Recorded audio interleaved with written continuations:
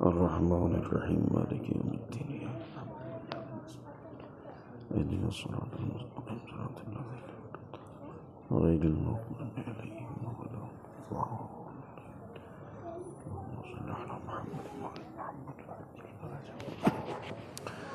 औज़ु बिल्लाहिस समीउल अलीम मिनश शैतानिर लईनिर रजीम। हस्बुनल्लाहु व निअमल वकील निअमल मौला व निअमन नसीर। बिस्मिल्लाहिर्रहमानिर्रहीम। लिल्लाहिल्लज़ी हदाना लिहाज़ा लक़द जाअत रुसुलु रब्बिना बिल हक़ वस्सलातु वस्सलाम वत्तहिय्यतु वल इकराम अला अशरफिल अंबिया वल मुरसलीन मौलाना व मौलल कौनैन जद्दिल हसन वल हुसैन अबिल क़ासिम मुहम्मद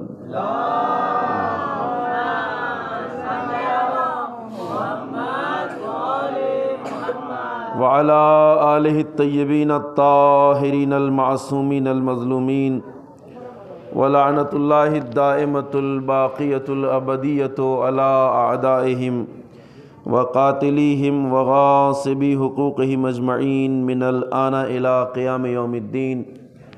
अम्मा बाद फ़क़द क़ाल रसूलुल्लाह सल्लल्लाहु अलैहि व आलिहि वसल्लम फ़ातिमतु बज़अतुम मिन्नी मन आज़ाहा फ़क़द आज़ानी। सलावत पढ़ें बर मोहम्मद व आले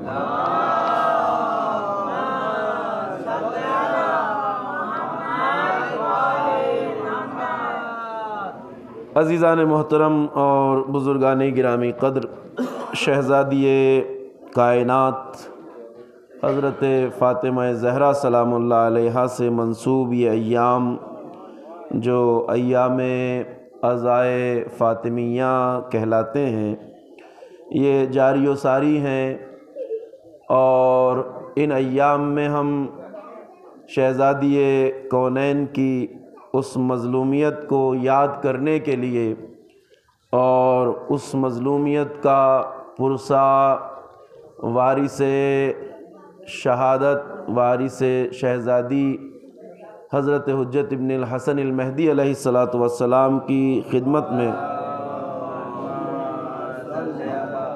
पुरसा पेश करने के लिए जमा हुए हैं। बारगाह इलाही में दुआ है कि रब्बे करीम हमारी इस खिदमत अज़ा को अपनी बारगाह में शरफ़ क़बूलियत इनायत फ़रमाए और हम सब को आशिक़ानो मुहिब्बानो अज़ादाराने हज़रत ज़हरा में शुमार फ़रमाए।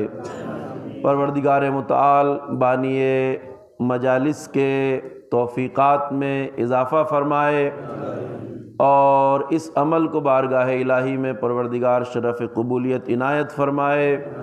ये बहुत बड़ी सआदत है, तौफ़ीक़ है हम सब के लिए कि इन अय्याम में अज़ाए शहज़ादी और इस पुरसदारी के लिए जो हमें इस फ़र्श अज़ा पे आने की तौफ़ीक़ हासिल हो रही है और ये मक़ाम शुक्र है।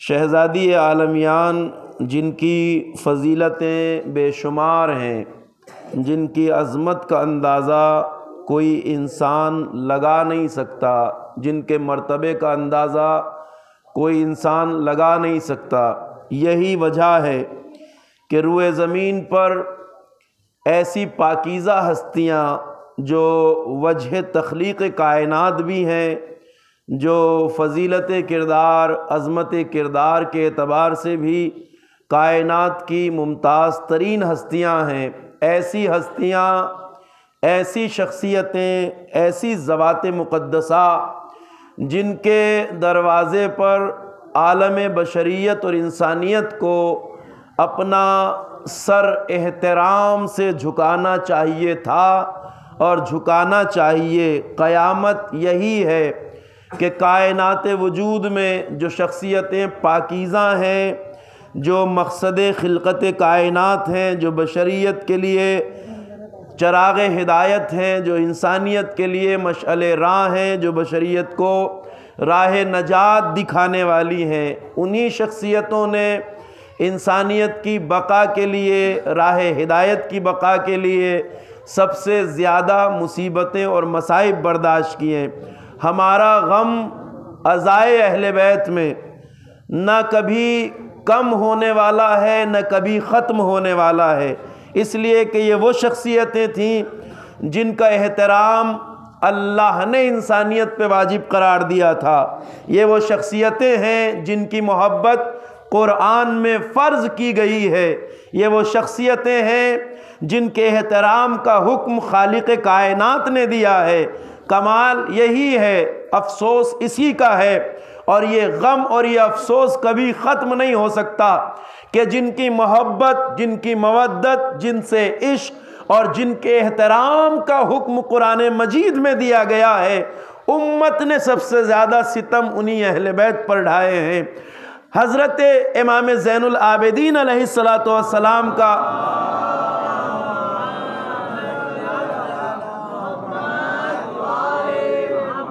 एक बहुत ही काबिले गौर जुमला है और जो आले मोहम्मद की मज़लूमियत को बयान करता है और इंसान के जहन को इस मज़लूमियत की तरफ मुतवज्जे करता है। मेरे मौला फरमाते हैं, उस जुल्म व सितम को निगाह में रखिए जो अहले बैत के साथ हुए, उन ज़्यादतियों को याद कीजिए जो आले मोहम्मद के साथ हुई, उन मसाइब को याद कीजिए जो आले मोहम्मद पर ढाए गए। इमाम फरमाते हैं कि अल्लाह ने हम अहले बैत की मवद्दत और मोहब्बत को कुरान में फ़र्ज़ किया है।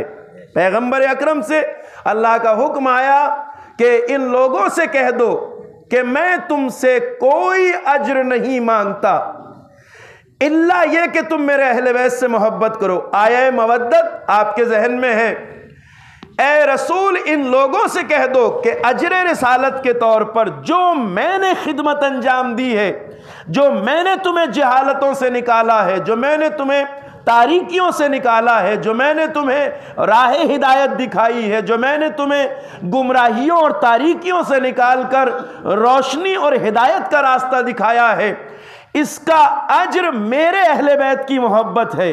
इल्लल मुवद्दता फिल कुर्बा, मेरे कराबतदार, मेरे अहले बैत, मेरे घर वाले, मेरे शहजादे, इनसे मोहब्बत अजर रिसालत है। जो अजर रिसालत रसूल अल्लाह ने कुरान की रूह से मांगा उम्मत से, और कुरान ने जिनकी मवद्दत को फ़र्ज़ किया, इमाम फरमाते हैं, चौथे इमाम इरशाद फरमाते हैं कि अगर अल्लाह ने कुरान मजीद में हमारी मोहब्बत मवद्दत के बजाय हमसे अदावत का हुक्म दिया होता, बिल फर्ज अगर कुरान में हमसे मोहब्बत और मवद्दत की बजाय हमसे अदावत का हुक्म इंसानों को दिया जाता तो उससे ज्यादा हमें नहीं सताया जा सकता था जितना मोहब्बत के हुक्म के बावजूद सताया गया। ये मजलूमियत है, यानी जिनकी मोहब्बत फर्ज की गई उन्हें इतना सताया गया कि अगर अदावत का हुक्म दिया जाता तो इससे ज़्यादा नहीं सताया जा सकता। ये मजलूमियत है अहले बैत की। मगर आले मोहम्मद की ये मजलूमियत, ये गिरियाज़ारी, ये आँखों से बहते हुए आंसू, ये आहें, ये मातम, ये सोज़ो सलाम, ये गिरियाज़ारी हमें इस बात का सबक देती है कि देखो, जब एक इंसान राह हक में खड़ा होता है, इंसानों की हिदायत के लिए खड़ा होता है, बशरियत को नजात का रास्ता दिखाने के लिए खड़ा होता है, जब इंसानियत को तारीकियों से निकालने के लिए खड़ा होता है, जब इंसानियत को हक के रास्ते पे लाने के लिए खड़ा होता है, तो उसे ऐसी अजीम कुर्बानियां देनी होती हैं जैसी कुर्बानियां आले मोहम्मद ने दी हैं। आले मोहम्मद हिम्मत का इस्तिआरा बन गए, आले मोहम्मद हिम्मत का निशान बन गए, आले मोहम्मद अज़्म और हौसले की मिसाल बन गए कायनात के लिए कि अगर राह हक में कदम उठाना चाहते हो, अगर हक के लिए खड़े होना चाहते हो, तो जिस तरह अहले बैत ने मुसीबतें बर्दाश्त की हैं, तुम्हें भी मुसीबतें बर्दाश्त करने के लिए तैयार रहना होगा। आले मोहम्मद की मुसीबतें जहां हमें गिरिए पर आमादा करती हैं, जहां हमारे दिल को तड़पा देती हैं, वहीं सबक भी है। यानी जब कायनात की पाकीज़ा तरीन हस्तियों पर हक की राह में इतना जुल्म हो सकता है, तो अगर एक आम इंसान हक की राह में कदम उठाए तो उसे भी जुल्म को बर्दाश्त करने के लिए तैयार रहना होगा।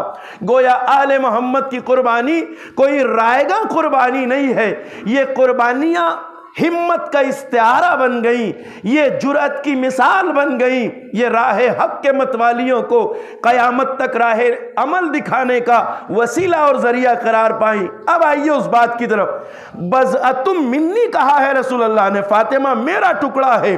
और मैंने ये बात वाज़े की कि जो जुज़ का हुक्म होता है, जो कुल का हुक्म होता है, वो जुज़ का हुक्म होता है। यानी पैगंबर की सारी सिफात ज़ाते फातिमा में है, पैगंबर के सारे किरदार की झलक ज़ाते फातिमा में है, पैगंबर की सारी सिफात ज़ाते फातिमा में है। जो पैगंबर के वजूद की खुसूसियत है वो फातिमा के वजूद की खुसूसियत है। लिहाजा हम देखते हैं कि बाद पैगंबर फातिमा ज़हरा ने वही किया जो उम्र भर रिसालत मआब करते रहे। पैगंबर अकरम के बाद फातिमा उसी रास्ते पे खड़ी रही जिस रास्ते पे पैगंबर चल रहे थे।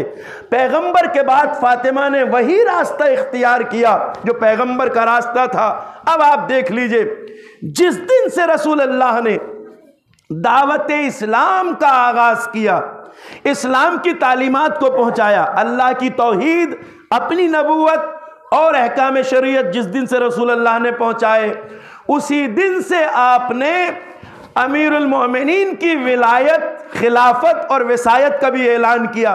इसलिए कि पैगंबर जानते थे रोज़े अव्वल से, और ये मशीयत इलाही थी कि दीन अगर सही रास्तों पे चलेगा तो उसी सूरत में चलेगा कि जब वो अल्लाह के हुक्म को माने, रसूल अल्लाह के हुक्म को माने और उसी तरह मासूम इमामों के हुक्म को माने।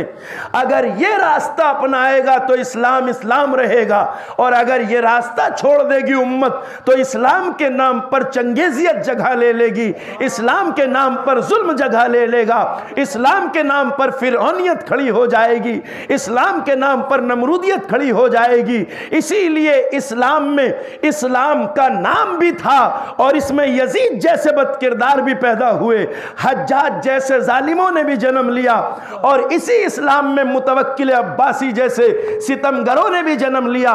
इसी इस्लाम में जालिम और जाबिर हुक्मरां आते गए, इसी इस्लाम की शक्ल में दाइश आए, इसी इस्लाम की शक्ल में अल-कायदा आए, इसी इस्लाम की शक्ल में तालिबान जैसे वहशी आए। ये वो सिलसिला था जो आले मोहम्मद से अदावत की वजह से कायम हुआ, वगरना दीन कभी दहशतगर्दी का दीन नहीं बन सकता, इस्लाम कभी इंसानियत के लिए खतरा नहीं हो सकता, मगर अगर उसूलों से हटा दिया जाएगा, अगर उस हस्तियों की इताअत छोड़ दी जाएगी जिनकी इताअत अल्लाह ने फर्ज की है, तो इस्लाम में चंगेजियत का दरवाज़ा भी खुलेगा, दहशतगर्दी का दरवाज़ा भी खुलेगा, आतंकवाद का दरवाज़ा भी खुलेगा। आज कितना भी इनकार कर लिया जाए, मगर ये वहशी दरिंदे जो इस्लाम के नाम पर इंसानियत का खून बहा रहे हैं, हम नहीं कह सकते कि इस्लाम दहशतगर्दी का मजहब नहीं है। अगर ऐसे लोगों की शक्ल में इस्लाम देखा जाएगा तो इस्लाम दहशतगर्दी है, और अगर इस्लाम के सच्चे मुहाफिजों की शक्ल में देखा जाए तो इस्लाम कुर्बानियों का नाम है, शहादतों का नाम है, फिदाकारियों का नाम है। सलावत पढ़े मर मोहम्मद और आले मोहम्मद।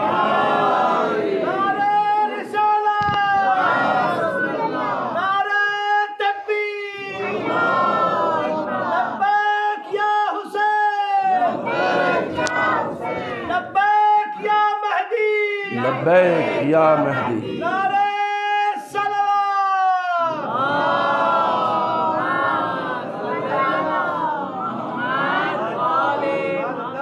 आज उम्मत इस्लामी का असले दर्द ये है, और ये दर्द वही है जिसे फातिमा ज़हरा पहले ही बयान कर चुकी थी।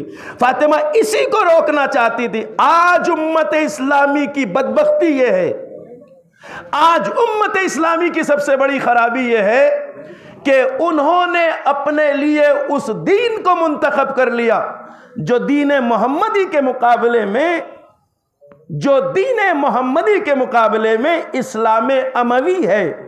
इस्लाम अमवी के मुसलमान ज़्यादा हामी हैं इस्लाम मोहम्मदी से इतनी मोहब्बत नहीं रखते, अगरचे नाम पे मोहम्मद मुस्तफ़ा के है, मगर आप देखिए जिस तरह आले उमैया ने जुल्म की बुनियादें रखी, जिस तरह बनी उमैया ने इन्हें मनगढ़ंत एतकादात दिए, जिस तरह बिदअत की फैक्ट्रियों में इस्लाम की बिगड़ी हुई शक्ल बनाई गई, आज ज़्यादातर उम्मत इस्लाम उसी इस्लाम से वाबस्ता है। मोहम्मद मुस्तफ़ा का इस्लाम वो है जो आले मोहम्मद पेश करते हैं, और उम्मत इस्लाम उस इस्लाम को सीने से लगाए हुए है जो आले उमैया का और बनी मरवान का इस्लाम है। उन्होंने इस्लाम के नाम पर जिन बदकारियों को आगाज किया, वो बदकारियां आज भी उम्मत इस्लाम में नजर आती हैं। उन्होंने इस्लाम के नाम पे जिस तरह इस्लाम और कुरान की तौहीन की, वो आज भी मुसलमानों के दरमियान देखने को मिलती है। लिहाजा नजात का रास्ता आले मोहम्मद का इस्लाम है। यही वजह है कि विलायत पे ताकीद हयात पैगंबर का खासा है। आपने रोज़े अव्वल से जिस दिन से तौहीद का पैगाम पहुंचाया, उसी दिन से विलायत अमीरुल मोमिनीन यानी अपने बाद आने वाले सिलसिला इमामत का तारुफ भी पेश किया, सिलसिला इमामत का तारुफ भी पेश किया। मैं चूंकि ये इस खमसा मजालिस की आखिरी मजलिस है, आपके जहनों में कुर्बानी और अजीम शहादत सैयदा का एक खाका पेश करना चाहता हूँ। सारी गुफ्तगू तारीखी हवालों से, तारीखी तनाजुर में होगी। जिस ध्यान से सुन रहे हैं उसी ध्यान से सुनते जाइएगा। मैं कम वक्त में ज़्यादा बात आपसे करूँगा। आज की इस आखिरी मजलिस आज़ा में तवज्जो फरमाइएगा। पैगंबर अकरम ने अपनी तालीम, अपनी तबलीग दीन के शुरुआती दौर से एक काम का एहतमाम किया, और वो ये था कि अपने बाद अपने मासूम रहबरों को पहचानवाते रहे आप। जाहिर सी बात है, जुल अशीरा इस्लाम की पहली तारीख, इस्लाम की पहली दावत, वो दिन जिस दिन रसूल अल्लाह ने अपने ख़ानदान वालों को जमा किया और आयत कुरान आई, वंजिर अशीरतकल अक़रबीन, अपने क़राबतदारों को अल्लाह का पैगाम पहुँचाओ, ये दावत जुल अशीरा कहलाती है।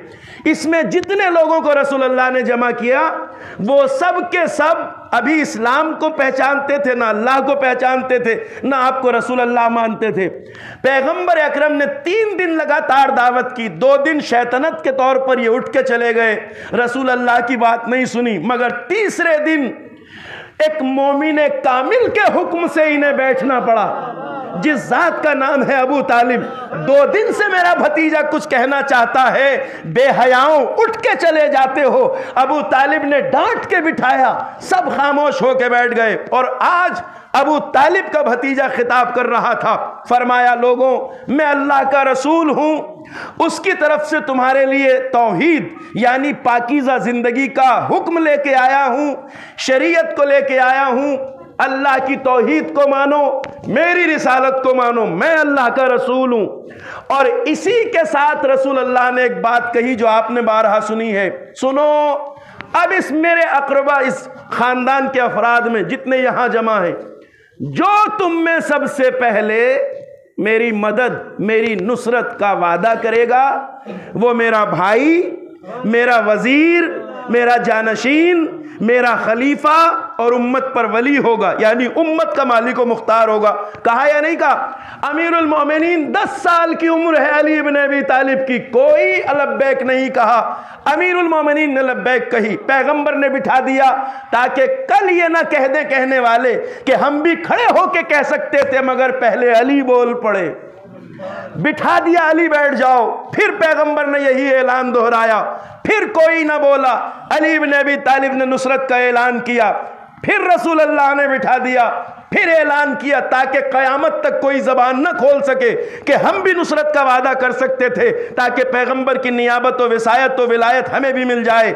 फिर तीसरी बार अली ने जब ऐलान कर दिया कि या रसूल अल्लाह, मैं इस अम्र में आपकी नुसरत करूंगा, तो इस ख़ानदान के सामने जिसको अल्लाह की तौहीद बताई, अपनी रिसालत बताई, उसी के सामने अली की विलायत बताई। अली का हाथ पकड़ा, कहा, सुनो लोगों, ये मेरा भाई, मेरा वसी, मेरा वजीर, मेरा जानशीन, मेरे बाद मेरा खलीफा और उम्मत का वली है। अब मैं हाथों को जोड़ के कहूंगा, इस्लाम विलायत से पूरा होता है, और विलायत इन शख्सियतों की विलायत का नाम है। आज या रसूल अल्लाह पहली बार तो आपने अल्लाह का पैगाम पहुंचाया। अपनी नबूवत का आज फर्स्ट स्टेप है, आपका पहला कदम है।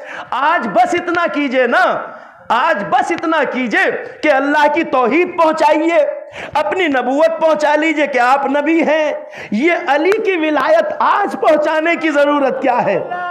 जरा सा बड़ा सवाल है। ये अली की विलायत आज पहुंचाने की जरूरत क्या है? इन्हें बस आज इतना बताइए ना पहले कदम में, अल्लाह की वहदानियत को माने।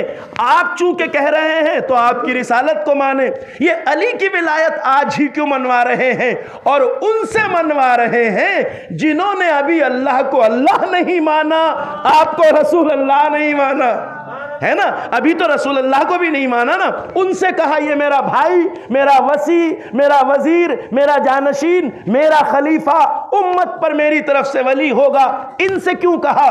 पैगंबर शायद कयामत तक आने वाली उम्मत इस्लाम और जमाने को ये बताना चाहते थे कि देखो, याद रखो, इस्लाम को इससे कोई गरज नहीं कि कोई इस्लाम के दायरे में है या नहीं, मगर आज ही अली की विलायत का ऐलान करके बता रहा हूं कि आज से लेकर कयामत तक जो भी इस्लाम में दाखिल होना चाहे वो पहले अल्लाह की तौहीद को माने, मेरी नबूवत को माने और अली की विलायत को माने। सलावत पढ़िए बर मोहम्मद व आले मोहम्मद।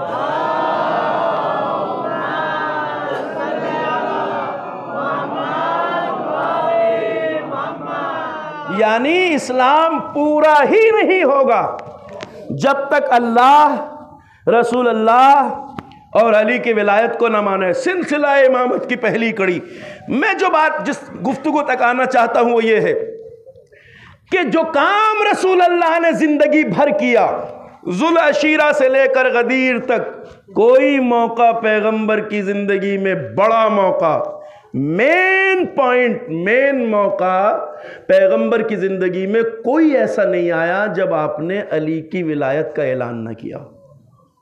ये आप देख लीजिए उठा के पूरी तारीख, चाहे वो ओहद का मार्का हो, चाहे बद्र का मार्का हो, चाहे वो दिन हो जब आप फतह खैबर करके आए थे, चाहे वो दिन हो जब हदीस मंजिलत इरशाद फरमा रहे थे, या अली अंत मिन बिमिन्नी मंजिलत हारून मिन मूसा, अली तुम्हारी निस्बत मुझसे वैसी ही है जैसे मूसा से हारून को हासिल थी, इल्ला अन्नहु ला नबी अबादी। और जहाँ जहाँ भी पैगम्बर ने हर मकाम पे उम्मत को बताया अली मेरा जानशीन है, खलीफा है। एक तरफ पैगंबर थे जो अपने बाद के लिए सिलसिला इमामत को तय कर रहे थे, एक तरफ उम्मत में दाखिल होने वाले वो मुनाफिक थे कि जो अपने चेहरे पे इस्लाम की नकाब डाल के दाखिल हुए थे।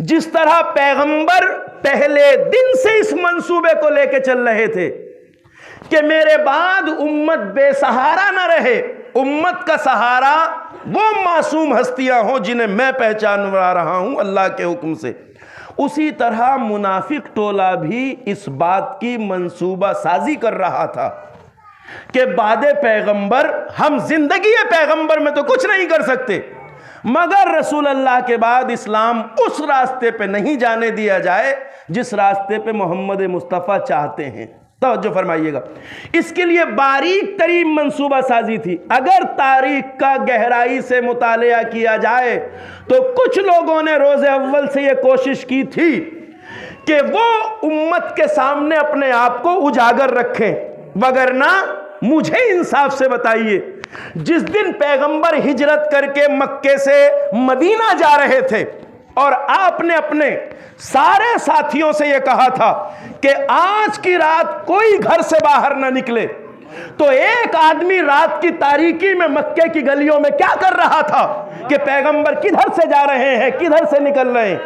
इसके पीछे मंशा ये थी कि जब पैगंबर मदीने पहुंचे तो एक चेहरा हो जो मोहम्मद के साथ नजर आए, ताकि बाद में आने वाली उम्मत माने कि पैगंबर के साथ जो चेहरा है वही पैगंबर के बाद आने वाला है। इस मंसूबा साजी के तहत एक साहब रात के सन्नाटे में मक्के की गलियों में टहल रहे हैं जहां से पैगंबर निकलने वाले हैं। वो सारा गारे हिरा तक का सफर जो पैगंबर के साथ किया गया, अब उसके पीछे देखिए, उठेंगी सबकी नकाबें तेरी नकाब के साथ, ये तो दुनिया पे तब वाज़े होगा जब हुज्जत आखिर आएंगे, मगर ये वो राज हैं जो तारीख में अभी तक दफन है। इसके बारे में तहकीक नहीं होती, गुफ्तगू नहीं होती। मैं भी इशारे से आगे नहीं बढ़ सकता। अब देखिए, चूंकि वो ये चाहते थे कि हमारा चेहरा रसूल अल्लाह के बाद दूसरा चेहरा नजर आए, पैगंबर इस मकसद को अच्छी तरह जानते थे। गारे हिरास, गारे सौर से निकले रसूल अल्लाह, मदीने के पास पहुंच गए।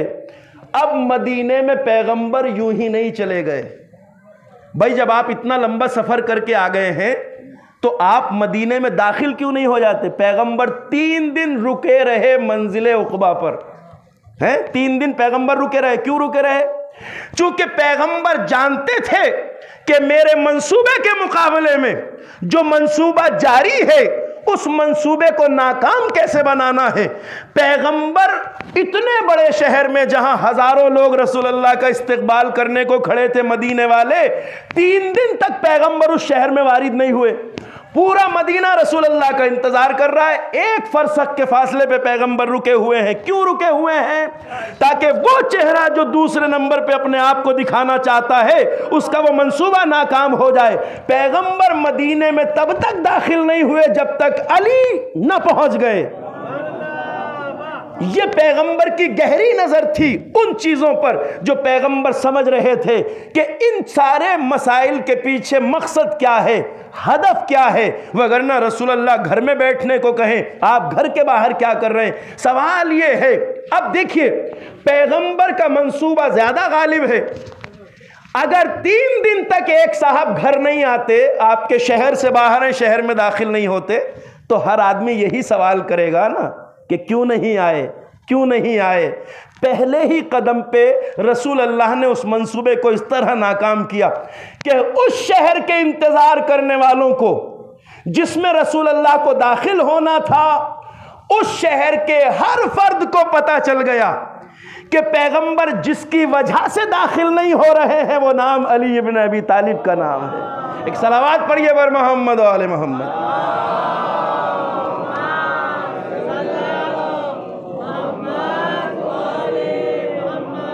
ये तारीख की बारीक तरीन बातें हैं, इसीलिए मैंने कहा बस तवज्जो से सुनते जाइए। इंशाअल्लाह तारीख़ी हवालों में गहराई से जब भी मुतालिया करेंगे बात वाज़ेह हो जाएगी। रसूल अल्लाह ने मदीने के हर फर्द की ज़बान पर जब तक अली का नाम जारी ना कर दिया, भाई सारे मदीने वाले रसूल का इस्तकबाल करने के लिए खड़े हैं, आप एक मंजिल दूर बस रुके हुए हैं 3 दिन तक, तो शहर में चेमगोइयाँ होगी ना, क्यों नहीं आ रहे, क्यों दाखिल नहीं हो रहे, शहर में क्यों नहीं आ रहे। 3 दिन हो गए इंतजार करते हुए।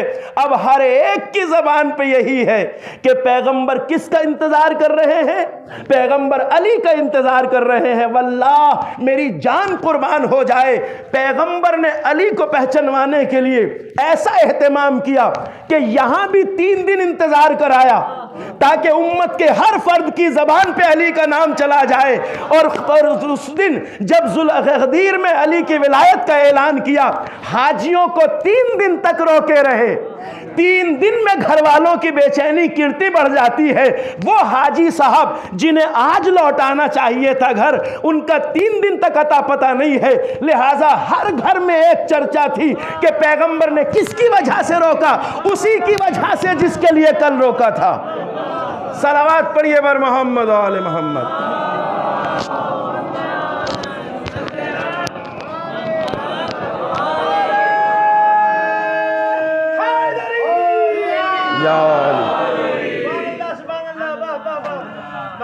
आपने गदीर के मौके पे भी 3 दिन रोका हाजियों को, ताकि हर जबान पर हर घर में एक नाम जाए। भाई हर कहीं पूछा जाएगा ना, औरतों का मिजाज जो हजारों साल पहले था वही आज है। कोई शौहर साहब अगर 3 दिन तक गायब हो जाए तो क्लास लगेगी ना घर में। जब क्लास लगेगी तो सच्चाई बतानी होगी। हर एक को बताना पड़ा कि ये 3 दिन कहाँ लग गए। कहा पैगंबर ने एक जगह रोक लिया था जिसे मैदान गदीर कहते हैं। कहा हुआ क्या? कहा वहां पैगंबर ने अली का हाथ पकड़ के सारे मजमे के सामने हाथ उठा के कहा है, मन कुंत मौला हो फहाजा अली उन मौला। तो मैं जो बात अर्ज करना चाहता हूं वो है अजीजों कि जिस तरह खत्ते निफाक अपनी कोशिशों को आगे बढ़ा रहा था, उसी तरह पैगंबर भी अपनी कोशिशों को आगे बढ़ा रहे थे। वो पैगंबर का मुकाबला नहीं कर सकते थे, मगर पैगंबर के बाद के लिए मंसूबा तैयार किया जा रहा था। वो खुद आगे बढ़ रहे थे, पैगंबर भी साजिशों पे गहरी नजर रखे हुए थे। और आप हयात पैगंबर में देखिए, मुसलमान किसी भी फिरके का हो, सबकी किताबों में ये वाकयात दर्ज हैं, सबकी किताबों में, कि पैगंबर अकरम से अदावत असहाब के एक गुरोह को ऐसी थी कि वो पैगंबर की जान तक लेने पे आमादा हो गए। लिहाजा आप, मशहूर वाकया है, आप जब लौट रहे थे अल-ज़ाहिर हुदैबिया से या जंग तबूक से, तो एक वाकया तारीख़ इस्लाम में मिलता है, उन्होंने पैगंबर को भी रास्ते से हटाने की कोशिश की, पैगंबर को भी रास्ते से हटाने की कोशिश की, मगर जाहिर सी बात है पैगंबर का मुकाबला उस तरह खुल के नहीं कर सकते थे, खुफिया तरीके से। वादी उक़बा एक ऐसी जगह जहां पहाड़ी दर्रों से गुजरना होता है। पहाड़ी दर्रे यानी पहाड़ के दामन में बना हुआ रास्ता जब आप देखते हैं, एक तरफ ऊंचा पहाड़ होता है, एक तरफ बहुत गहरी खाई होती है। उस पतले रास्ते से जब गुजरता है इंसान, खतरनाक होता है। गाड़ियां आज भी चलती हैं, पहले भी सवारी है। वादी उक़बा एक ऐसा दर्रा था पहाड़ी मक्के और मदीने के दरमियान के जहां से रसूल की सवारी गुजर रही थी। आप ऊंट पर बैठे हुए थे और ऊंट की मिहार आपके एक पाकीज़ा सहाबी हुज़ैफ़ा यमानी के हाथ में थी। आगे से हुज़ैफ़ा यमानी ऊंट को आगे बढ़ा रहे थे, पैगंबर सवारी पे बैठे थे। पीछे से इस ऊंट को हकाने वाले सहाबी का नाम अबू ज़र गफ़ारी है। आज असहाबे पैगंबर में मौजूद इन मुनाफिकों ने एक मंसूबा बनाया कि चेहरे भी सामने नहीं आएंगे और हमारा काम भी हो जाएगा। ऊंची पहाड़ी पर जिस दर्रे से रसूल अल्लाह को गुजरना है, ये मुनाफिकीन जमा हुए। इस वाक़े का कोई भी मुअर्रिख इनकार नहीं कर सकता, मुसलमान कोई भी हो किसी भी फ़र्क़े का, वो इसकी तस्दीक करेगा। सारी किताबों में मौजूद है वाक़े उक़बा। ये मुनाफिकीन का गिरोह जो 10 या 12 अफराद पे मुश्तमिल था, उस चट्टान पे बैठा ऊपर जहां से रसूल की सवारी गुजरना है। मंसूबा यह था कि जब रसूल की सवारी यहां से गुजरे तो मोटे और बड़े पत्थर ऊपर से ढकेल दिए जाएं। पैगंबर का ऊंट नाका जिस पे आप बैठे हैं वो पत्थरों की गड़गड़ाहट से बिदक उठे रात के अंधेरे में और पैगंबर समीत गहरी खाई में चला जाए। आप जानते हैं गहरी खाई में अगर कभी कोई गाड़ी गिर जाती है तो पुर्जे पुर्जे अलग हो जाते हैं। अल्लाह चूंकि अपने रसूल का मुहाफिज है तो पैगंबर को इस मंसूबे से आगाह कर दिया गया। लिहाजा उस मकाम पर वादी उक़बा में पैगंबर बड़ा संभल के अपने ऊंट को चला रहे थे। और जब उस मकाम पे रिसालत में आप पहुंचे, इसको जरा गौर से सुनिएगा, ये हिस्ट्री है, इसे कम पढ़ा जाता है, इसलिए जरा ध्यान से सुनना पड़ेगा आपको। पैगंबर की सवारी जब उस पॉइंट पे पहुंची जहां बुलंदी पे मुनाफिक हैं, रात का अंधेरा है और वहां से उन्हें पत्थर लुढ़काने हैं, उसी वक्त रब्बे कायनात ने एक ऐसी बिजली चमकाई कि रसूल अल्लाह ने वो चेहरे सबके साफ देखे। वो समझ रहे थे रात के अंधेरे में दिखेंगे नहीं, और उन चेहरों को रसूल अल्लाह ने क्लियर देखा ऊपर, जो पत्थर लुढ़काने के लिए आए थे। ये वाक़या उक़बा है। अब जरा इसको सुन लीजिएगा। पैगंबर अकरम ने इलाही मसलहतों की वजह से, इलाही मसलहतों की वजह से उन नामों को लोगों के सामने फाश नहीं किया जिनके चेहरे देखे थे। रसूल अल्लाह ने उन चेहरों के नाम उम्मत को नहीं बताए।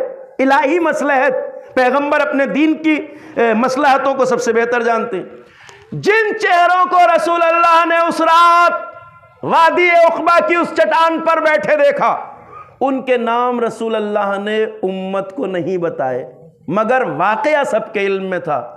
चेहरे कौन थे इसे पैगंबर ने उम्मत को नहीं बताया। तारीख़ ये बताती है कि पैगंबर अकरम ने किसी को नहीं बताया सिवाय एक सहाबी के। वो सहाबी कौन है? हुज़ैफ़ा यमानी, जो पैगंबर के ऊंट की मिहार पकड़ के आगे आगे चल रहे थे।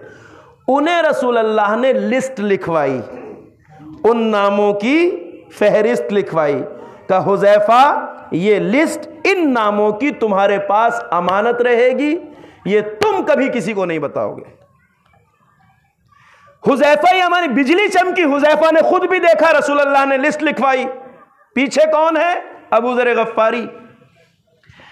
इन चेहरों को इन 3 शख्सियतों ने देखा, रसूल अल्लाह ने लिस्ट बनवाकर हुज़ैफा के हवाले कर दी। हमारी कुछ खास किताबें हैं, जिनमें एक किताब का नाम है किताब कैस हिलाली। कैस हिलाली की यह किताब अइम्मा के दौर में लिखी गई है। उस किताब के बारे में एक ताकीद है, वो सुनते जाइए। मासूम इमाम ने फरमाया है कि हमारे शियों के घर में इस किताब का होना सबसे ज़्यादा ज़रूरी है।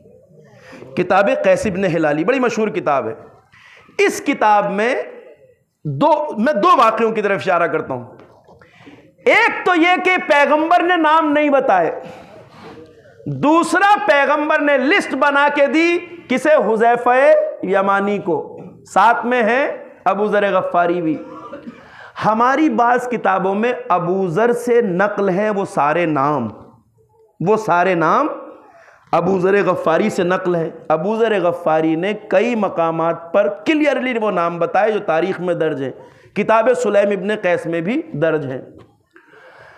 एक दिन एक सवाल करने वाले ने अबू ज़र गफ़ारी पर एतराज़ किया कि अबू ज़र, जो नाम न बताने की ताकीद पैगंबर ने की थी हुज़ैफा से, वो आप क्यों बता रहे हैं जबकि आप ईमान के 9 दर्जों पे फायज हैं? तो कहा पैगंबर ने नाम न बताने की ताकीद हुज़ैफा से की थी, मुझसे नहीं की थी। तारीख में नाम मौजूद है, वाकया सब मानते हैं। अब आइए एक बड़े पते की बात आपको बताता हूं, मैं बड़े पते की बात बताता हूं। रसूल अल्लाह ने नाम नहीं बताए, हुज़ैफा ने अपने पास लिस्ट रखी, उम्मत को नहीं मालूम उन नामों के बारे में कौन है। मगर इस्लामी हिस्ट्री ये कहती है कि एक लंबे कद वाले सहाबी जब हुज़ैफा यमानी से मिलते थे तो चुपके से उनके कान में ये पूछते थे, हुज़ैफा, उसमें मेरा नाम तो नहीं है? एक सलावत पढ़िए बर मोहम्मद वाले मोहम्मद।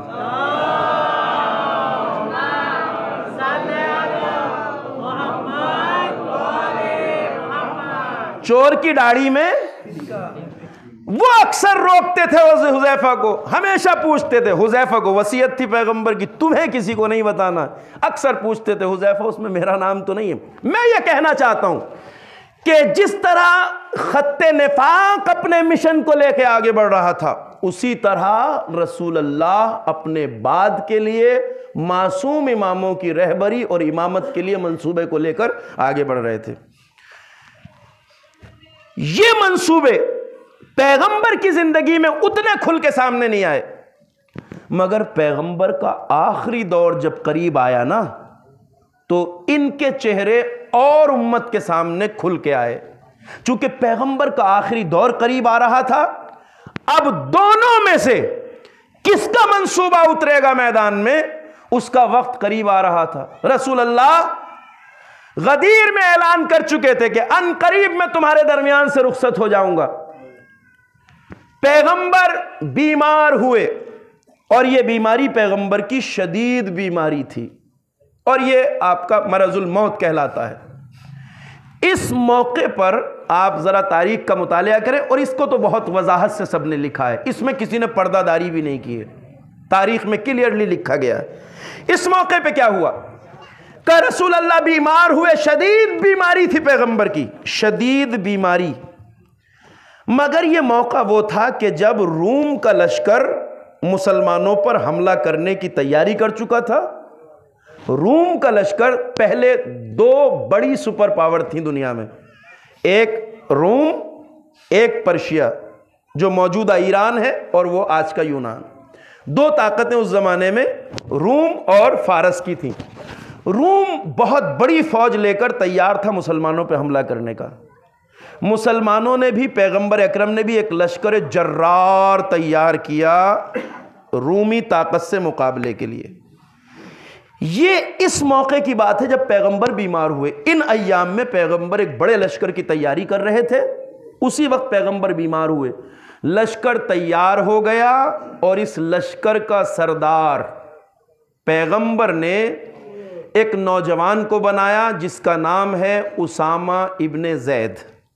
उसामा इब्ने ज़ैद एक नौजवान है मगर बड़ा बहादुर सूरमा। अली को पैगंबर साथ रखना चाहते थे, लश्कर में शामिल नहीं किया।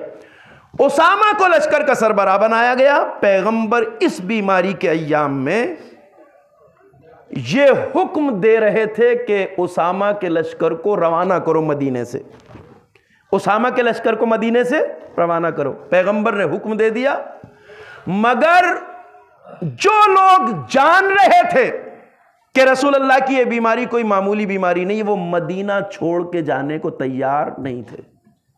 उन्हें पता था कि इस मौके पर, इस पॉइंट पर अगर हम मदीने में न हुए और रसूल अल्लाह का विसाल हो गया तो जो मामला चले आ रहे हैं अब तक की कशमकश, उसमें हम पिछड़ जाएंगे। मदीना नहीं छोड़ा, यह तारीख का हिस्सा है, इसका इनकार कोई नहीं कर सकता। अब तारीख कहती है कि पैगंबर इस मरज में कभी बेहोश हो जाते थे, कभी आपको होश आता था। जब जब रसूल अल्लाह को होश आता था, आप पूछते थे कि उसामा का लश्कर गया या नहीं गया, कूच किया या नहीं किया। तो हर बार रसूल अल्लाह को यह जवाब बताया जाता था कि या रसूल अल्लाह अभी लश्कर नहीं जा सका। पैगंबर बार बार कहते थे भेजो भेजो। हर बार पैगंबर से कहा क्यों नहीं जा रहे, कुछ लोग बहाना कर रहे हैं, कुछ बहाना तराशी कर रहे हैं, कोई वजह बता रहा है, कोई कह रहा है कि एक जवान लड़का हमारा सरदार कैसे बन सकता है। अब ये बड़े पॉइंट की बात है। पैगंबर अकरम ने उसी मरज की हालत में, पैगंबर अकरम ने उसी मरज की हालत में हुक्म दिया कि मुझे मस्जिद ले चलो। कहां? मस्जिद ले चलो। बदन की हालत रसूल अल्लाह के ये थी कि आप खुद बिस्तर से खड़े नहीं हो पाते थे और आपने कहा मुझे मस्जिद ले चलो। एक तरफ से हुज़ैफा ने रसूल अल्लाह के बाजू को थामा, एक तरफ से अमीरुल मोमिनीन ने थामा, आपको लेके मस्जिद की तरफ चले। पैगंबर की हालत बीमारी से ऐसी थी कि आपके पांव ज़मीन पर घिसटते जा रहे थे, निशान डालते जा रहे थे। इस हालत में रसूल मस्जिद में आए, मिंबर पे तशरीफ़ फरमा हुए, खुतबा दिया और इस खुतबे को सब ने लिखा है, कोई इनकार नहीं कर सकता। पैगंबर ने कहा मैं तुम्हें बार बार कह रहा हूं कि उसामा के लश्कर के साथ जाओ, मगर तुम आनाकानी कर रहे हो। इस हालत में रसूल ने एक जुमला कहा, लान अल्लाह हो मन तखल्लफ अन जैश उसामा। सब ने लिखा है अल्लाह की लानत हो उस पर जो उसामा के लश्कर के साथ जाने से इनकार करे।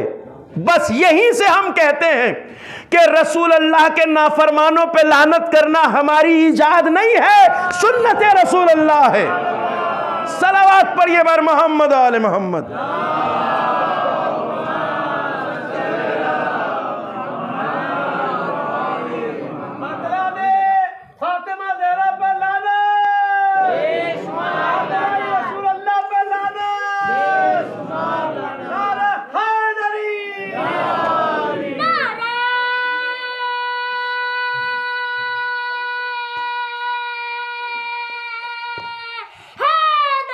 या अली, ये वो कशमकश थी जो बाद पैगंबर के लिए जारी थी।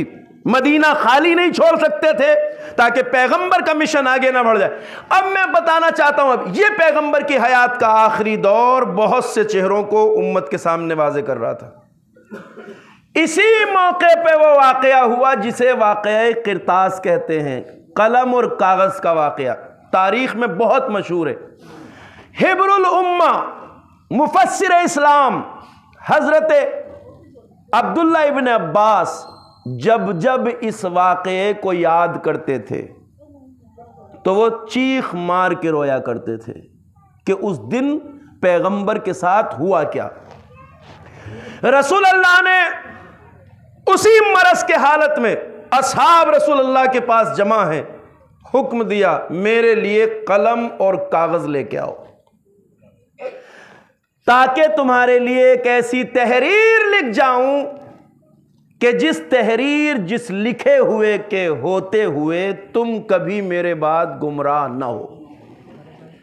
अब अगर रसूलुल्लाह ऐसी तहरीर लिख जाएं जिसके होते हुए उम्मत कभी गुमराह ना हो, तो इसमें एतराज किसको हो सकता है? मगर उस तबके ने पहचान लिया कि रसूल लिखना क्या चाहते हैं, क्योंकि रसूलुल्लाह ने कहा उस तहरीर के होते हुए तुम कभी गुमराह नहीं होगे, लन तजिल्लु बादी। वो समझ गए कि ये लन तजिल्लु बादी तो ये पहले भी कह चुके हैं, जुमलों से समझ लिया पैगंबर लिखवाना क्या चाहते हैं। कहा ना एक ऐसी तहरीर लिख जाऊं जिसके होते वो कभी गुमराह ना होगे। याद आ गया पैगंबर ने कभी कहा था इन्नी तारिकुन फीकुमुस सकलैन, मैं तुम्हारे दरमियान दो गरा कद्र चीजें छोड़ के जा रहा हूं, एक अल्लाह की किताब, एक अपने अहले बैत। जब तक इन दोनों से वाबस्ता रहोगे लन तजिल्लु बादी, कभी गुमराह नहीं होगे। जो वो कहा था वही अब लिखना चाहते थे। पैगंबर को कलम व दवात नहीं दिया गया। पैगंबर को कलम व दवात पैगंबर मांग रहे हैं, कलम व दवात नहीं दिया जा रहा है। कहा हमें रसूल अल्लाह के लिखे की जरूरत नहीं है, इससे बड़ी जसारत कुछ हो सकती है?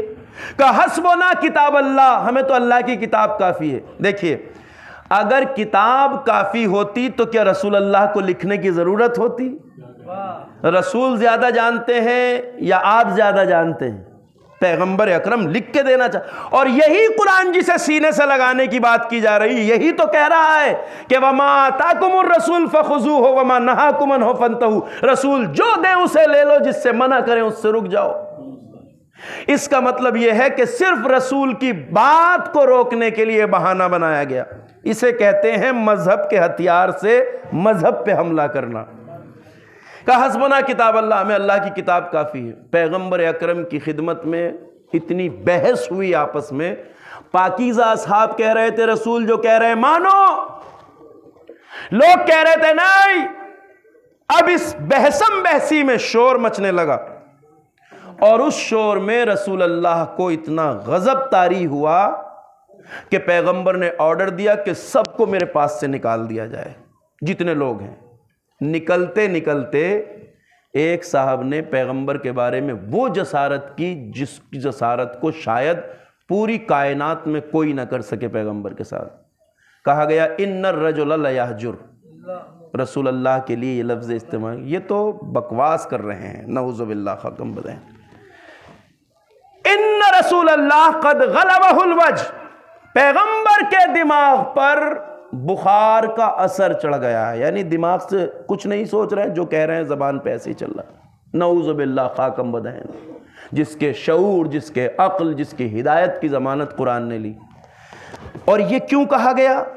ये इसलिए कहा गया कि अगर पैगंबर हम सबको निकालने के बाद कुछ लिख भी दें अब, तो हम तो कह देंगे हमने तो पहले ही कह दिया था दिमाग पर बुखार का असर है।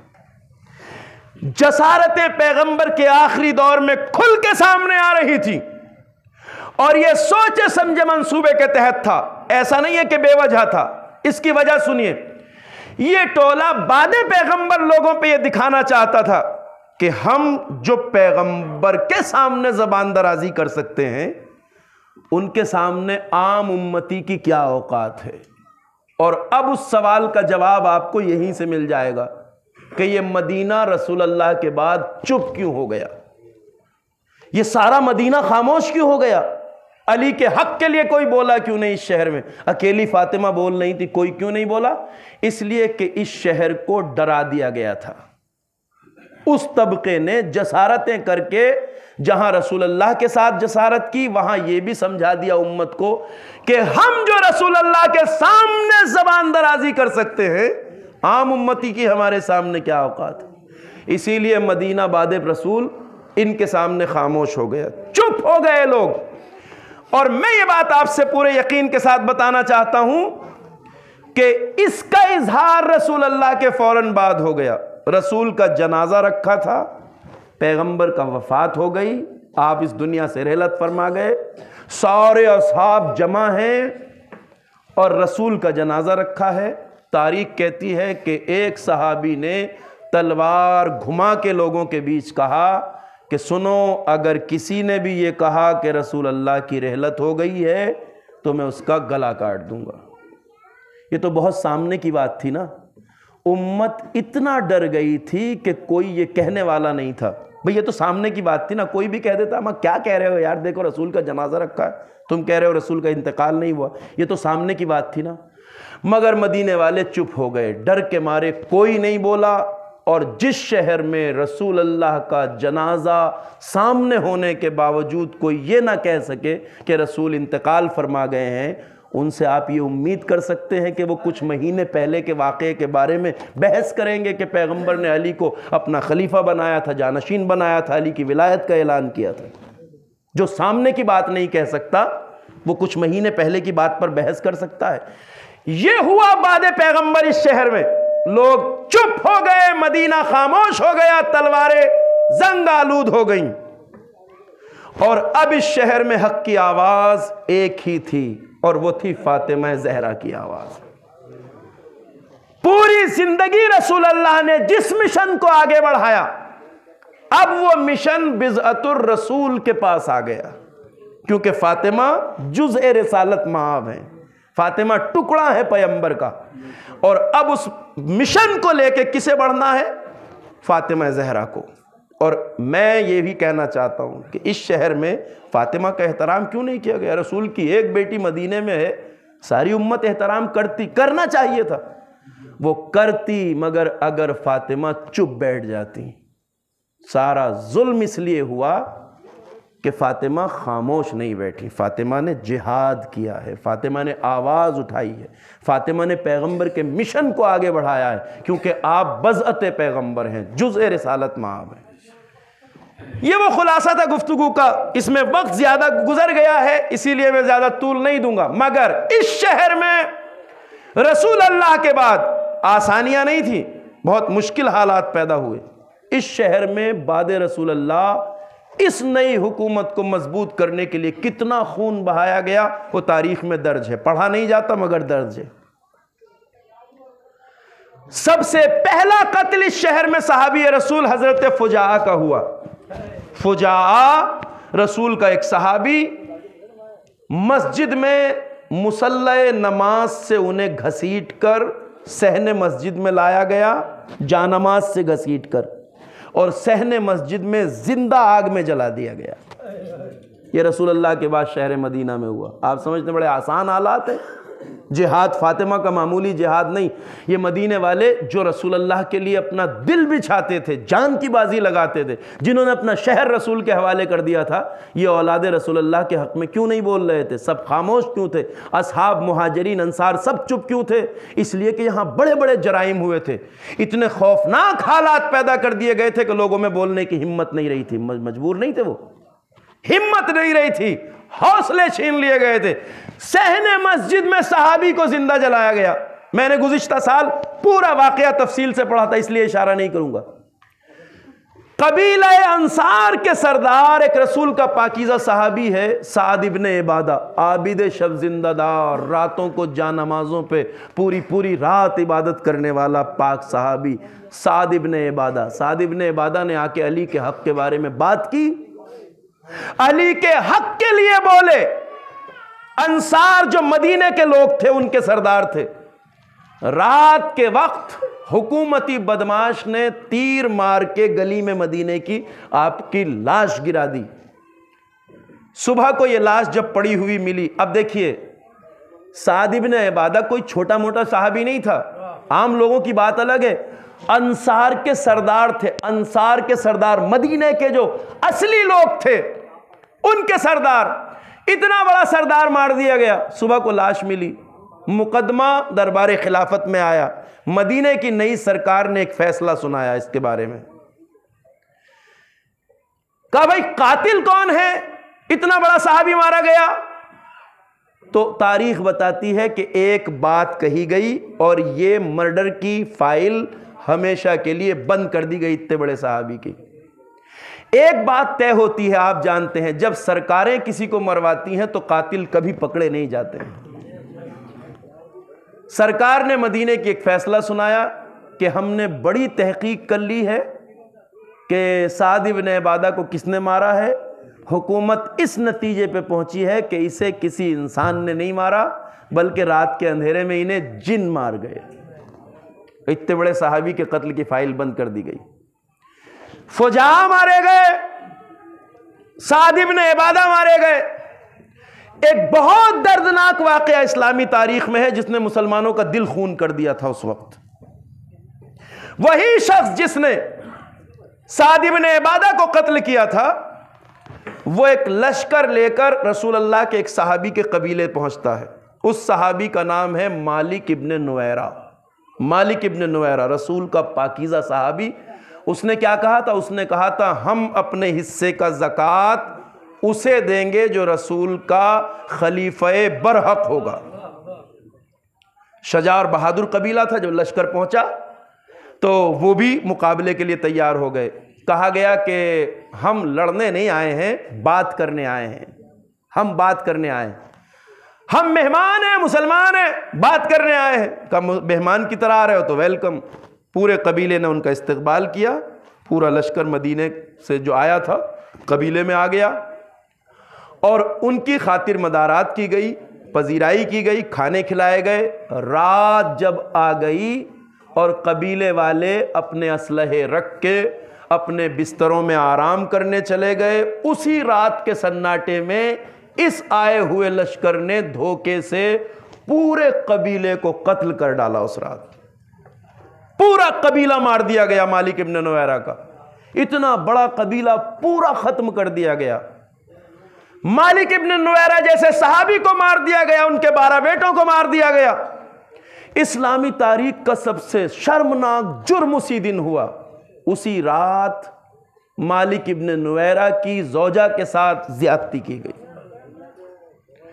इस्लाम की हिस्ट्री में सबसे पहली बार मालिक इब्न नुवैरा और उनके 12 बेटों के सरों को नौके नेजा पे रख के मदीने में फिराया गया। आप समझ रहे हैं, आसान हालात थे। जिस मदीने में इतने डरावने हालात हों, उस मदीने में रसूल अल्लाह की बेटी अली के हक के लिए आवाज उठा रही थी। यह फातिमा का कमाल है, यह जिहाद है फातिमा ज़हरा का। मगर हां, फातिमा ज़हरा को कम मुसीबतें बर्दाश्त नहीं करना पड़ी, दरवाज़ा जलाया गया। और मैं यही कहना चाहता हूं कि अभी जो हम देखते हैं ना कि साहब आज मस्जिदों में बम ब्लास्ट हो रहे हैं, बेगुनाहों के गले काटे जा रहे हैं, इनकी Syria, Iraq, Lebanon, Yemen, Bahrain की सड़कों पर अगर इतना खून बह रहा है तो इनकी जड़ें आज नहीं हैं, इनकी जड़ें बाद रसूलुल्लाह शहर मदीना में डाली गई। ये बुनियादे जुल्म वहीं से डाली गई है। और मैंने कहा था फातिमा इन कटते हुए गलों को बचाना चाहती थी, फातिमा इन लुटते हुए घरों को बचाना चाहती थी।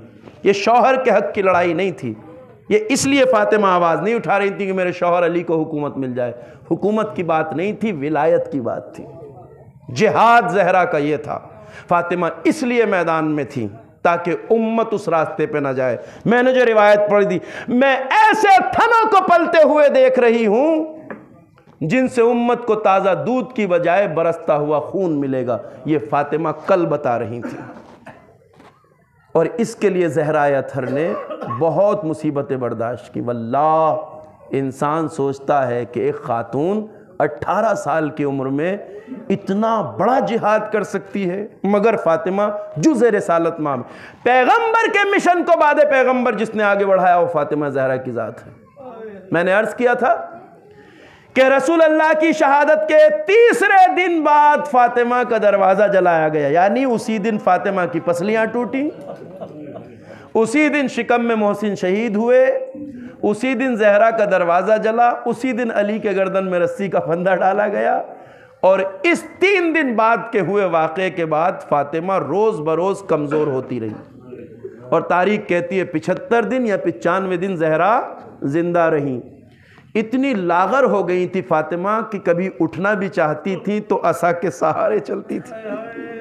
18 साल के सिन में रसूल अल्लाह की बेटी चंद कदम भी अगर चलना चाहती थी तो असा का सहारा लेके चलती थी या कोई बाजुओं से पकड़ के ले जाता था। फातिमा की तरफ अगर कोई देखता था तो ऐसा लगता था जैसे बदन नहीं है, बस कोई हयूला है। वो जो तारीख में आप सुनते हैं ना कि हारून रशीद ने एक दिन दिखाया जिंदान में इमाम मूसा काजिम को, तो देखने वाले ने कहा कि इमाम मूसा काजिम कहाँ है? ये तो जिंदान की जमीन पे एक चादर पड़ी हुई है, कैसी चादर के नीचे इमाम का बदन है। इतना लागर बदन हो गया था। फातिमा ज़हरा भी इस कदर लागर हो गई थी। मगर एक रिवायत जरूर आपको सुनाना चाहूंगा। इतनी कमजोर होने के बावजूद फातिमा पैगंबर के मिशन को नहीं छोड़ रही थी। रिवायत कहती है हर रात फातिमा जितने दिनों तक जिंदा रही, हर रात अपने बाबा के सहाबियों के दरवाजों पे जाती थी। अली रात के वक्त घर में आते थे, रोने के लिए यही रिवायत काफी है। अली जब रात को घर आते थे तो फातिमा अली की तरफ देखती थी, कहती थी या अली मुझे असहाब व अंसार के घर पे ले चलो। का फातिमा ज़हरा बिन्त रसूल क्यों जाना चाहती हैं? कि मैं जब तक जिंदा हूँ हुज्जत तमाम करना चाहती हूँ, इन्हें जगाना चाहती हूँ, इन्हें बेदार करना चाहती हूँ। तो अली कहते थे बीबी आपकी हालत ऐसी नहीं कि आप जा सकें। कहाँ मुझे पता है या अली, मेरी हालत ऐसी नहीं है, मगर आप तो हैं ना। मतलब ये था कि आप सहारा लेके ले चले। लिहाजा रिवायतें कहती हैं कभी रसूल अली ज़हरा को बाजुओं से पकड़ के तो कभी सवारी पे बिठा के रात के वक्त असहाब के घरों पे ले जाते थे। मैंने अर्ज किया था कि ये घराना पूरे मदीने में अकेला हो गया था। लोगों ने फातिमा के घर से मिलना जुलना ताल्लुकात सब तोड़ लिए थे। कोई फातिमा के घर नहीं आता था, कोई अली से मिलता नहीं था, सलाम करना तो दूर की बात, कोई अली के सलाम का जवाब नहीं देता था। इस शहर में ये माँ अपने छोटे से शहजादे हसन और हुसैन की उंगलियां पकड़ के रात के सन्नाटे में असहाब के घरों पे जाती थी, कभी बैतुल हुस्न जाती थी। और इस दर्द को समझ लीजिए, मैंने कहा मसाइब बहुत है शहजादी के, मगर ये जिहाद मुसलसल फातिमा का। रात के वक्त अली सहाबी का दरवाज़ा खटखटाते थे, सहाबी दरवाज़ा खोल के बाहर आता था। रात के सन्नाटे में अली को दरवाजे के बाहर खड़े देख के पूछता था या अली क्या बात है, रात के वक्त कैसे आना हुआ? तो मेरे मौला सर झुका के कहते थे मैं तुमसे कुछ कहने नहीं आया हूँ, मेरे साथ मेरे पीछे रसूल की बेटी खड़ी है, वो तुमसे कुछ कहने आई। आपने अली का दर्द तो सुन रखा है ना तारीख में।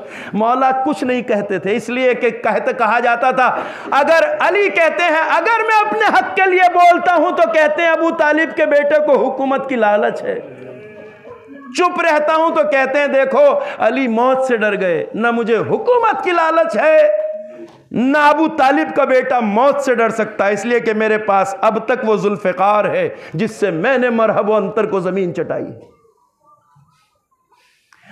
अली कुछ नहीं कहते थे, खामोश रहते थे। अगरचे जहां जहां मौका था मौला ने एहतजाज किया कि मेरे साथ रसूल की बेटी आई है जो मेरे पहलू में खड़ी है, वो तुमसे। अब रसूल अल्लाह की बेटी दरवाजे पे आई हो किसी सहाबी के, रसूल अल्लाह की बेटी जिसके लिए पैगंबर खड़े हो जाते हो, जिसके दरवाजे पे आके सलाम पढ़ते हो, जहां मलकुल मौत बगैर इजाजत ना आता हो।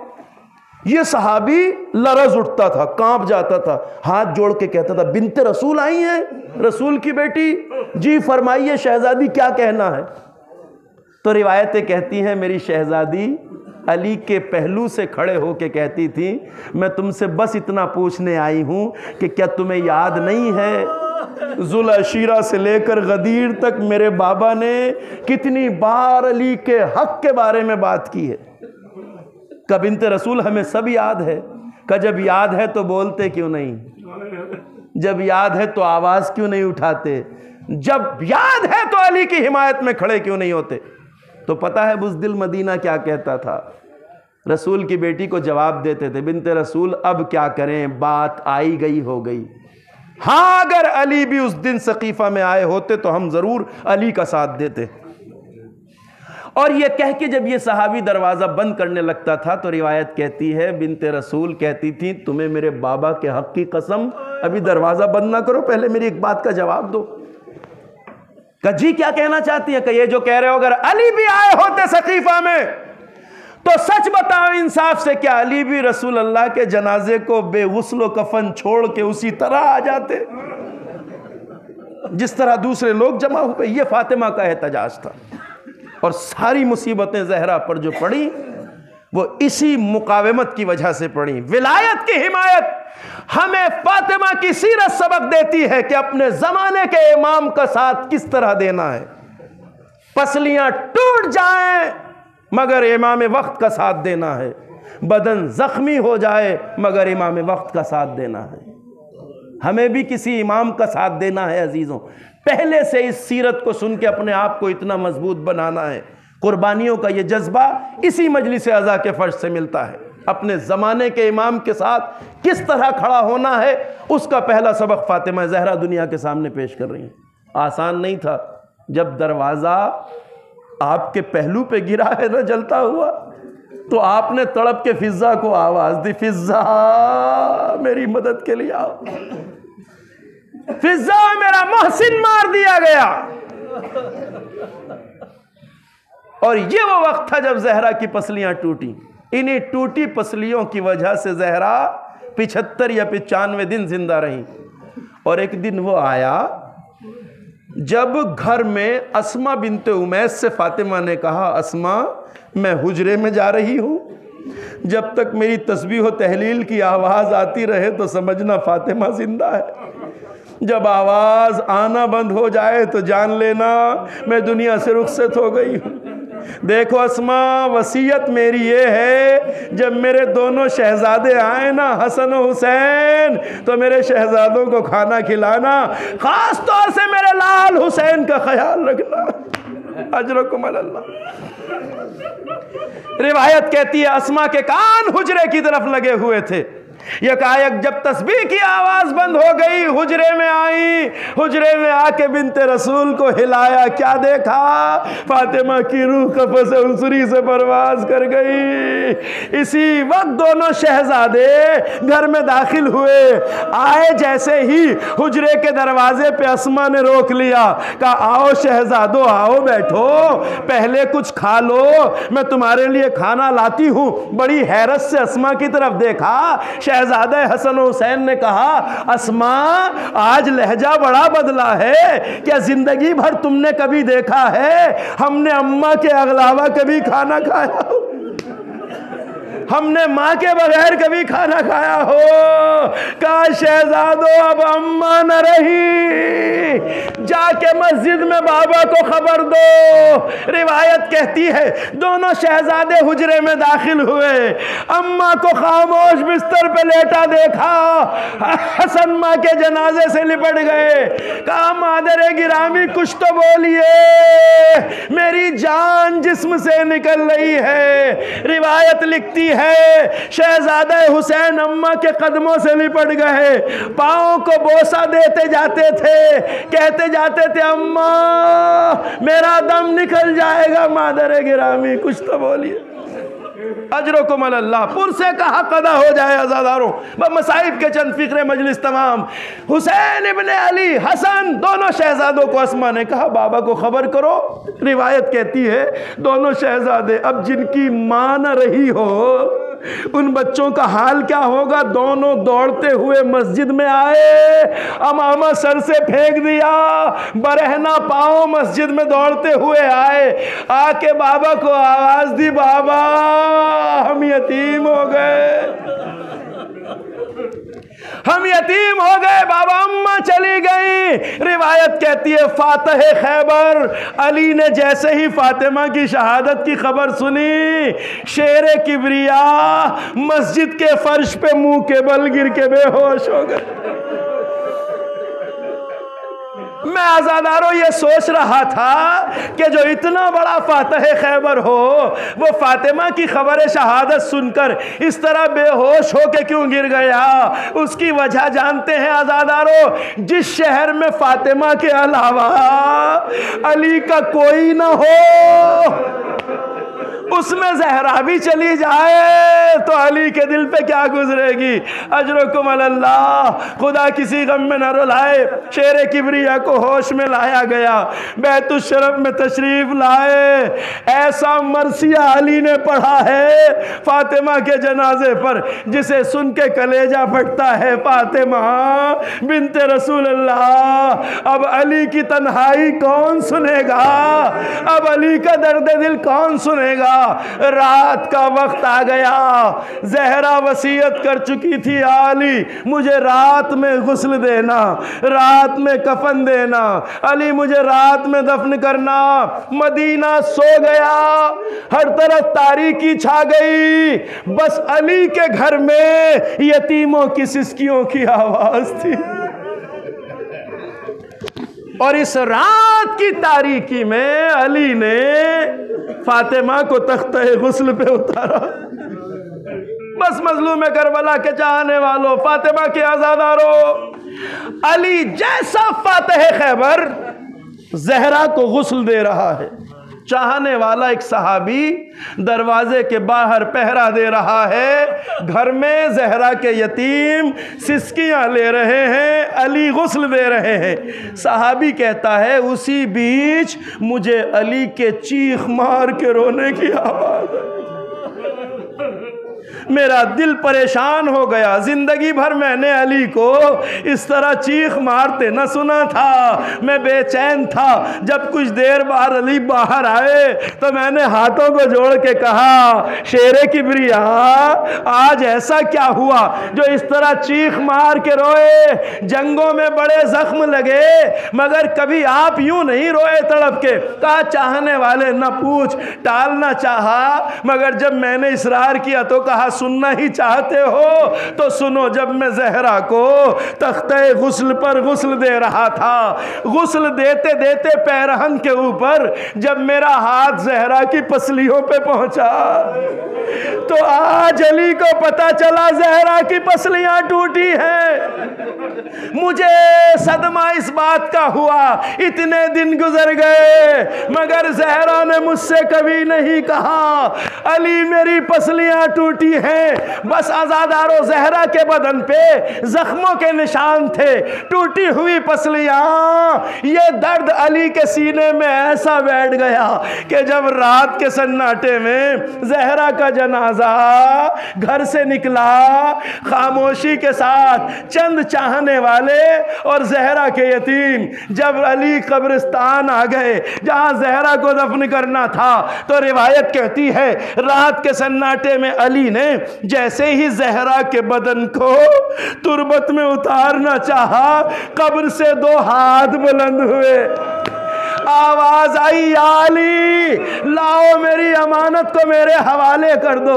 रिवायत कहती है जैसे ही अली ने अंगुश्ते मुबारक को और उन हाथों को पहचाना, तड़प के आवाज दी, अस्सलामु अलैका या रसूल अल्लाह, या रसूल अल्लाह, अली को माफ कर देना, या रसूल अल्लाह, लीजिए आपकी अमानत आपके हवाले, मगर अली को माफ कर देना। जो अमानत सही सालिम आपने अली के हवाले की थी अब मैं वापस दे रहा हूं, मगर या रसूल अल्लाह पसलियां टूटी हैं, बदन पे जख्मों के निशान हैं, या रसूल अल्लाह फातिमा से खुद पूछना आपके बाद उम्मत ने ज़हरा को किस तरह सताया। वसयअलमुल्लज़ीना ज़लमू अय्यमुनक़लबि यनक़लिबून, इन्ना लिल्लाहि व इन्ना इलैहि राजिऊन।